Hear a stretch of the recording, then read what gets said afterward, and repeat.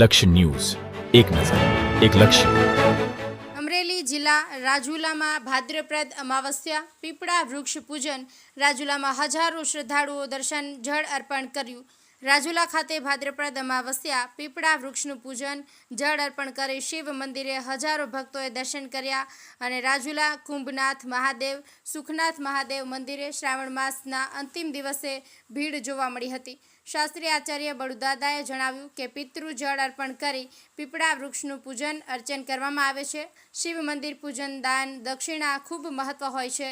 ચિરાગ બી જોશી દ્વારા જણાવવામાં આવ્યું હતું કે અમાવસ્યા પૂર્વજુ જળ તલ બાજરો અર્પણ કરી પીપળા વૃક્ષનું પ્રદક્ષિણા કરી વિષ્ણુ સ્વરૂપ પીપળા વૃક્ષનું પૂજન મહત્વનું છે. રાજુલા મંદિરમાં ભીડ જોવા મળી હતી. દેશમાં ગયાજી પ્રાચી દામાકુંડ જૂનાગઢ લાખો શ્રદ્ધાળુઓ દર્શન સ્નાન કરવા જતા હોય છે. રાજુલા ધારનાર મંદિર કોટેશ્વર મહાદેવમાં ભીડ ભંજન પૂજન અર્ચન ખૂબ લોકોએ લાભ લઈ રહ્યા હતા. કાળુશા કનોજિયા, જાફરાબાદ. આજ રોજ રાજુલાની અંદર ભગવાન કુંભનાથ મહાદેવ અને ભગવાન સુખનાથ મહાદેવની મધ્યમાં શ્રાવણ વદ અમાવાસ્યા અને શનિવારના પવિત્ર દિવસે હજારો લોકોએ ભગવાન શિવના દર્શન કર્યા છે અને પીપળે પોતાના સમસ્ત પૂર્વજોને પાણી પણ આપ્યું છે.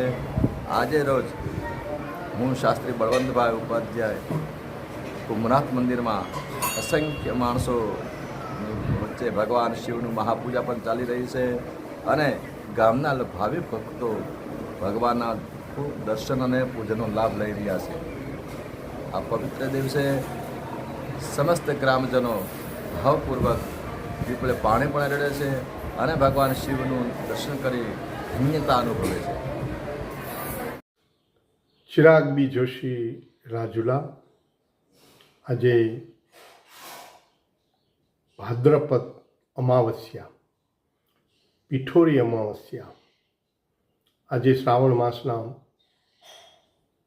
અમાસના દિવસે રાજુલાની અંદર પીપળાને જળ ચડાવવાનું અને નારાયણના નામનું જાપ કરવાનું.